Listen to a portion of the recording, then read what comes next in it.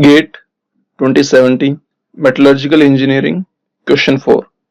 The pressure versus volume diagram given below represent reversible isothermal curves at temperature T1, T2 and T3. Now considering 1 mole of ideal gas for all the 3 isothermal processes, which one of the following is true?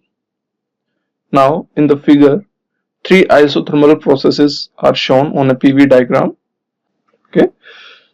Now applying ideal gas equation, that is PV is equal to nRT. Since it is given that only 1 mole of ideal gas is to be considered, so the value of n can be 1. Now to determine which of the temperature is highest or which one is the lowest, what we will do is we will draw isobaric line at constant pressure.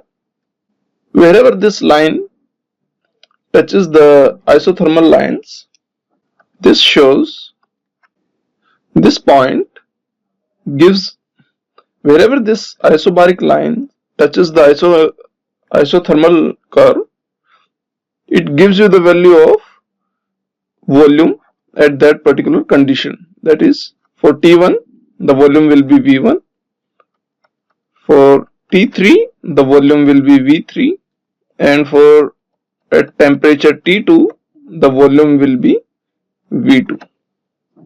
Fine. Now if you apply the ideal gas equation at all the 3 volumes, it will be P1 V1 is equal to R T1, P2 V2 is equal to R T2, likewise P3 V3 will be equal to R T3. Fine. Now since P1, P2, P2 and P3 all are equal